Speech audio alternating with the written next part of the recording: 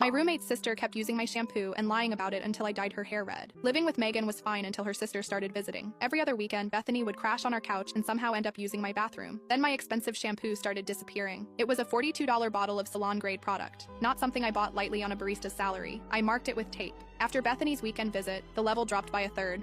I asked Megan about it. She shrugged. Maybe it's evaporating. Shampoo doesn't evaporate. She promised to talk to her sister. The next visit, another quarter gone. I confronted Bethany in the bathroom. Have you been using my shampoo? Number. I bring my own products. That was a lie. I'd checked the guest bathroom. Empty except for a bar of soap. I bought a lockbox for my toiletries. Cost me $15 I couldn't really afford. Bethany picked it with a bobby pin. I know because I found the bent pin on my counter next to the bottle, which was noticeably lighter. When I showed Megan the evidence, she got defensive. You're being paranoid. Bethany wouldn't do that. Your sister literally broke into my lockbox. Maybe you didn't close it properly. I moved the shampoo to my bedroom closet, hidden behind winter sweaters. Bethany went through my room while I was at work.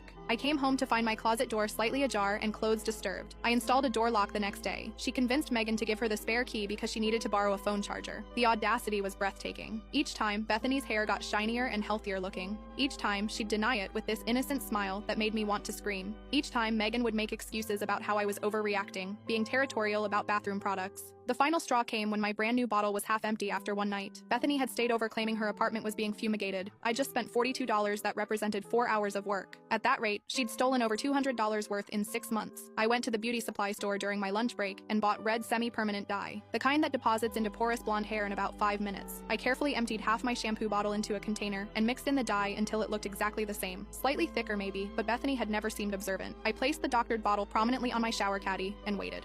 3 days later, Bethany showed up for the weekend. That night, I heard my shower running at 11 p.m. I stayed in my room, pretending to read while my heart pounded. The scream came at 11:47. Bethany stood wrapped in my towel, her previously blonde hair now vibrant cherry red. Not subtle, not auburn, fire engine red. What did you do? She shrieked. I used my own shampoo in my own bathroom. Did you use something of mine? Her face went purple. This was in your shower. Strange. Since you've told me dozens of times you never touch my products. So how would you know what was in my shower? Megan stared between us, finally understanding. What's going on? Your sister's been stealing my shampoo for months. I got tired of being called paranoid, so I added some dye. Temporary for me. On blonde hair, it sticks longer. Bethany started crying. You deliberately sabotaged me. I modified my own property that you claimed you never touched. So either you're admitting you lied or this is a bizarre coincidence. She tried everything to remove it. The red faded to orange, then peachy blonde. She paid $300 at a salon to fix it. They bleached it twice. Her hair came out shorter and damaged.